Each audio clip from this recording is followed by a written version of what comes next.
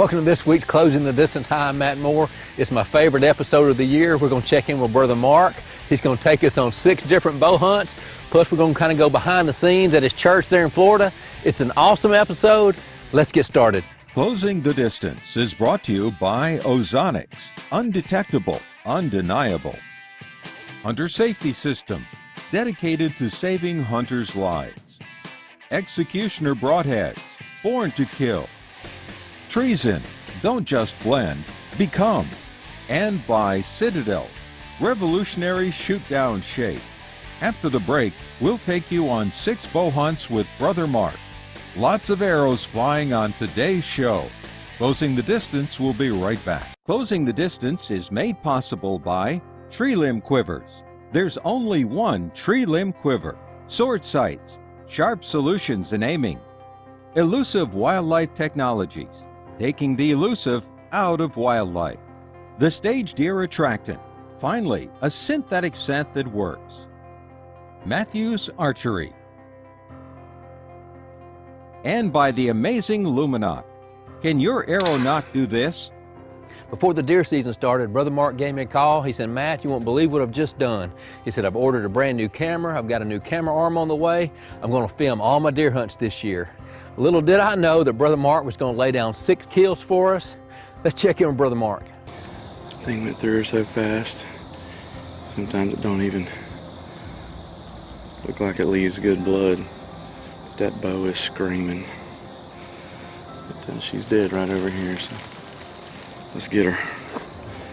Well, it was nice of her to fall dead on my road here on the way out. A while back, I read about something that happened in Tacoma, Washington. The Tacoma, Washington newspaper carried the story of Tattoo, a vibrant young basset hound that lived with his owner in the area. The story began by saying that Tattoo didn't intend to go for an evening run, but when his owner accidentally shut the small dog's leash in the car and headed for the store with Tattoo still outside the vehicle, he had no choice. Motorcycle officer Terry Filbert noticed a passing vehicle doing about 20 miles an hour with something odd dragging behind it. Officer Filbert in his report said that the poor little hound was, and I quote, picking him up and putting him down as fast as he could, but just couldn't keep up the pace. The officer chased the car to a stop, and while Tattoo was a little roughed up, happy to report, he was rescued and he's doing just fine. Now, when I read that story last week preparing for this message, all I could think was, I know exactly how Tattoo felt. I know exactly how he felt, and maybe you do too. Have you ever felt like life has kind of shut the door on your leash and took off dragging you behind it? I do. You ever know what it feels like to feel like you're picking them up and putting them down as fast as you can, but life is going at such a pace that you just cannot seem to keep up with everything that is happening? I don't know that there's been a time that we all have more irons in the fire than we have than ever before. And because of this, what I've noticed is it's easy to lose track of which ones are where, and because of that, you can quickly be burned. And while technology is a blessing, it has also allowed us to know the burden of a workday that never stops. So we just take it with us everywhere we go. Our phones, our laptops, our iPods, our iPads, whatever you have. And then sometimes we go through seasons of our life that are filled with incredible progress. And let me just tell you what I used to have, this great misconception about progress and blessing, and maybe you've had it too. I used to think in my life as a young man that when God was blessing and when good things were happening in my life, that somehow I equated that if I could just get there, that life would be easier and that life would be full of joy and that life would be less difficult and less challenging, that there would be this equation between success or progress and a nicer, easier, lighter life. Boy, have I been wrong. Nothing could be further from the truth.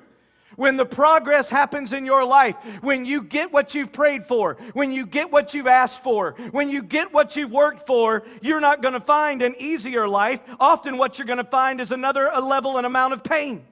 The pain of purpose and progress is busyness, and the weight of even more responsibility begins to lay on your life. Just a doe, but it is Wednesday of the first week. I killed a doe Monday morning, and I had a good day at the office today, and slept out here this afternoon. And here is another doe. The shot looks high, but on the other side, because of the angle of my stand, it came out right midway of her right shoulder. So it just ate her up.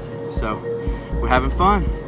North Florida, we're on doe patrol this first week, trying to hold out to see if any bucks are moving, but the cameras, they're not moving. They're moving in the middle of the night like always. So we're having some fun, shooting some deer, and enjoying God's great outdoors. So here we go. We're gonna try to get up in the morning and maybe go do it all over again. Coming up, more bow hunts, and we'll continue with the 5 habits of a healthy heart. Stay around for this message. Closing the Distance is brought to you by Ozonics, undetectable, undeniable. Hunter Safety System, dedicated to saving hunters' lives. Executioner Broadheads, born to kill. Treason, don't just blend, become. And by Citadel, revolutionary shoot-down shape. We're set up in the blind, and this is my wife's. She's hunted a few times, but we're trying to get her on her first deer. So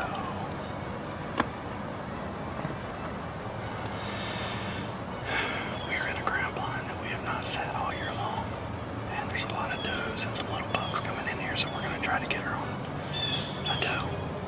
So we got in here without bumping any deer, which is a great thing. So we'll see what happens next time.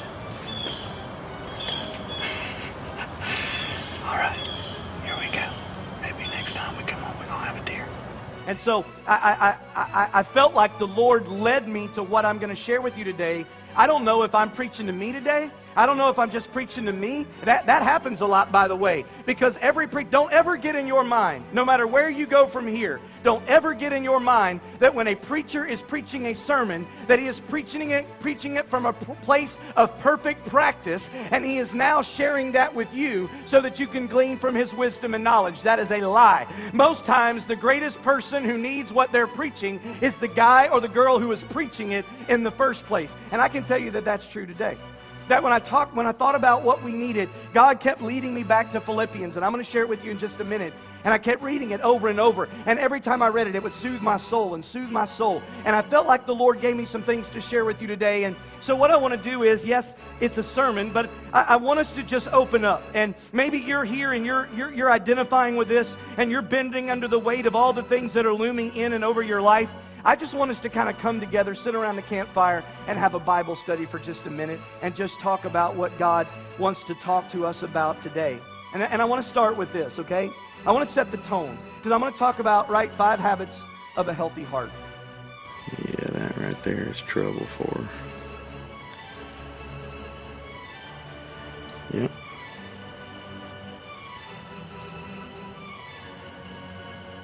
It's good blood, baby.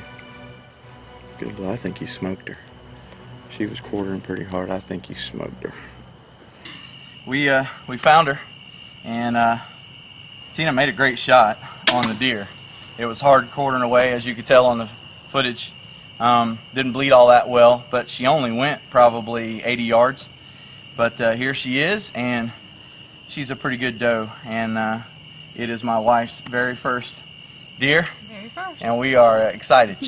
We've been married 25 years, and November will be 26 years. And of course, I have been a hardcore hunter my whole life, and she has always been very supportive of me, but never really went with me much. And we're empty nesters now. We got 2 kids that are grown, and so they're out of the house, and she's going with me a lot more now and just kind of sitting and filming for me. But we kind of got her a crossbow and said, you know what, let's see if we can get you on one. So this is her very first deer, very first kill. And I'm really proud of you, baby. I'm glad you came with me, and I love you so much. You did the hard work. All right. Here's the hard work. We got to clean her now. They were leading and doing God things, but somehow they didn't have a healthy heart because the weight of it became too much and they got overwhelmed. And somehow their personal relationship with God began to lack and the enemy slipped right in and bad things can happen. And not just to preachers, but to plumbers. And not just to plumbers, but to painters. And not just to painters, but to tellers. And not just to tellers, but to, you name it, fill in the blank. It can happen. And marriages that were good can all of a sudden be bad. And relationships that were strong can all of a sudden go south. And people that were on fire for God and leaning into God and attending church and loving the Lord and growing in the Lord, it is possible for those people to abandon their faith, walk away from God, and never pick it up. And so this is a very, very, very significant issue. How do we live our lives in spite of the pressures of life with a healthy heart? And I want you to know that I'm not being unrealistic here. I am not unrealistic. It is unrealistic to ever think that we are going to live our lives without pressure and stress entirely. That's not going to happen. But I am also convinced that it's not God's will for us to be overwhelmed or overrun, that He makes it possible to find balance in our lives in the midst of a sea of chaos and stress. This is Blaine Barber, and I've known Blaine. I talked about it back in the blind. I've known Blaine since he was 12 or 13 years old. We played a lot of golf together, loved his family, and love his family very much. And Blaine has just worked hard and is now a PGA Tour member. And what I'm thankful for is just had his best PGA Tour finish last Sunday. Actually had a Monday finish on tour and finished T2. His best finish in, it's Thanksgiving week, so we're a day before Thanksgiving, and we were texting back and two, and Blaine just started hunting. So he had never really killed a deer with his bow, and said, "Man, I'm coming down, you got a place I can sit?" And I said, "Absolutely." So I am really, really, really, really proud and honored that I could be with you on your first deer. It's a momentous occasion, and for it to be a nice 8-point like this, that's even icing on the cake. So good hunt, man. Good hunt. I'm so thankful. I love you so much. Yeah, thanks. Bless you, bud. Thanks. After the break, Brother Mark slams a nice buck. Closing the Distance will be right back. Closing the Distance is made possible by Tree Limb Quivers. There's only one tree limb quiver. Sword sights, sharp solutions in aiming. Elusive Wildlife Technologies, taking the elusive out of wildlife. The Stage Deer Attractant, finally, a synthetic scent that works. Matthews Archery. And by the amazing Luminaut. Can your arrow not do this? You know, I've thought about this. If you really want to learn something, don't listen to somebody who just talk about it, but has never done it. Don't listen to somebody who can talk a good game, but has never done it. You ever heard the old adage, those who can't teach?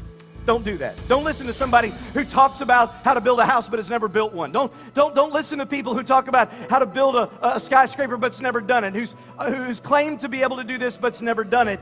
And so when I think about listening to someone who has true and legitimate experience in fleshing it out, those people are forced to navigate through the challenges of actually making it work. They speak from an entirely different level of wisdom and authority. And so when we talk about this idea of living in a chaotic, stressful, fearful, anxious place and doing it with a healthy heart, I don't know that there is anybody more qualified to talk about it or to speak to it than the Apostle Paul himself. Now, if you're here and you're new to church and you just recently started coming and you go, "I don't even know anything about the Bible," well, let me tell you a little bit about who the Apostle Paul was so that you can have a frame of reference to appreciate why he's so relevant to speak to this issue.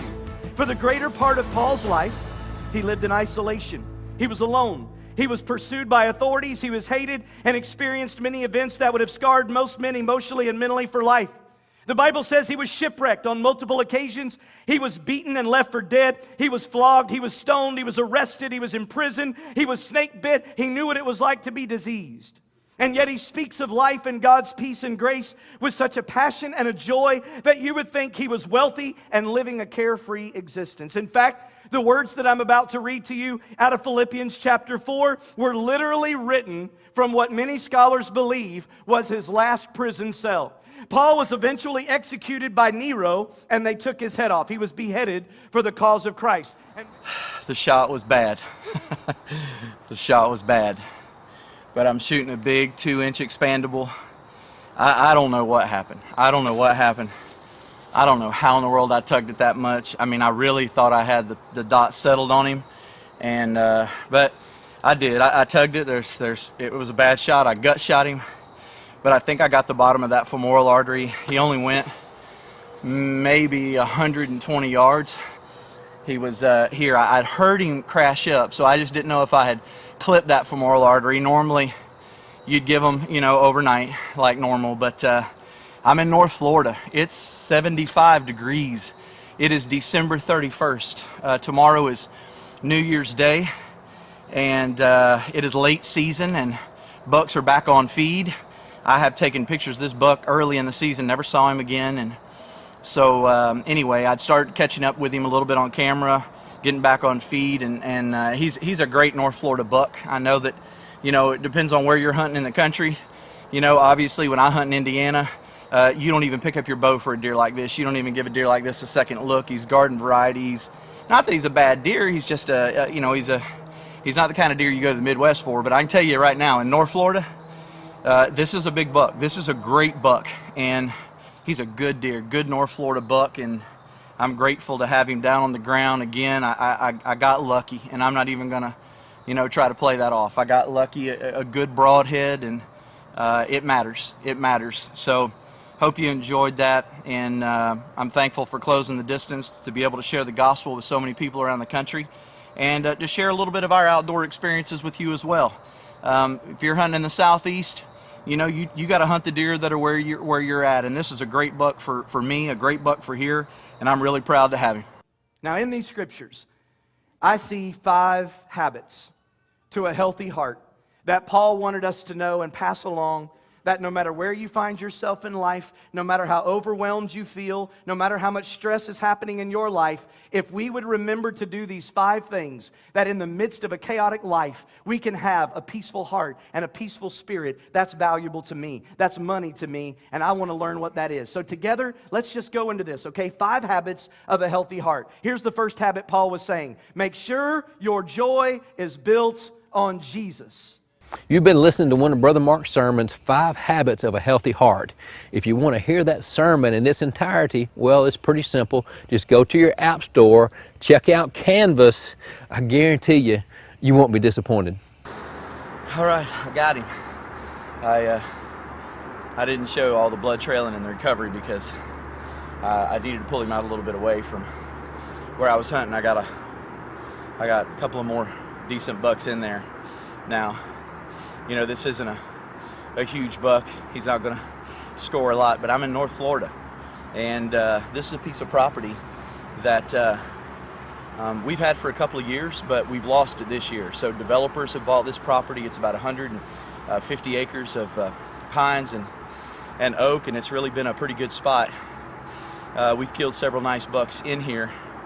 I've had some nicer bucks, obviously, than this one, but this is the last year. So come December or so, we're pretty much going to be done with this property. So we decided to go ahead and take a couple of these bucks that are still actually for North Florida. You know, this is probably a 3.5 or 4.5 year old buck, and he had me boogered up. I'm telling you, this buck was wearing me out. He would come in, he was bumping does. It's just starting to get ready here. I think it's October, I don't know, 15th, 14th, 15th, 16th, something like that, but he was bumping does. He would come to the feeder, he would back off the feeder, come back in, back off for 25 minutes. I was just sitting with my bow on ready and my camera ready to go, and at any rate, I smoked him. I mean, I put a great shot on this deer. This deer didn't go 50 yards. I walked right to him and kind of drug him out of here, but I'm really thankful. I'm really thankful. Today is Sunday, and I said this back in the tree, but I got an opportunity this morning, as always, to preach the gospel at my church. And we had 4 people come to Jesus Christ today.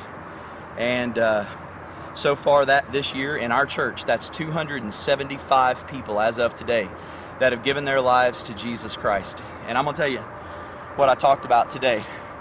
Today I preached on margin, and what the Lord had been dealing with me about having margin in our life. And here's what I shared with our people this morning. There's a scripture in Ecclesiastes chapter 4 and verse 6 that says, it's better to have 1 handful with tranquility than 2 handfuls with toil chasing after the wind. And what God is saying to us is this: Good things become bad things when they keep us from the best things. And it's possible to get so strung out chasing things in life that we miss out on some of these moments with our families and with our friends and with our relationship with God. And even something like hunting. And for me, this is something that just, it keeps me fresh. And I love this. I've been doing it my whole life. And I'll just tell you, if it wasn't for hunting season, I don't know if I would have made it this long in ministry. This is my 23rd, 24th year in ministry. And I was sitting in the stand this afternoon just reflecting on what God had done today in our church. And I just want to say this to you, and we'll call this the moment of truth for this week, okay? What is it in your life that matters most? Let me just ask you that. What is it in your life that matters the most? And what are some things that are distracting you from those things? Is it your family? Is it your friends? Is it your relationship with God? Whatever it may be, good things become bad things when they distract us from the best things. And so I just want to encourage you. If there's anything in your life like that, give it to God and turn it over to Him. You'll be glad that you did. If you'd like to know more about a personal relationship with God through His Son, Jesus Christ, just go to closingthedistance.com. Click on the Moment of Truth tab.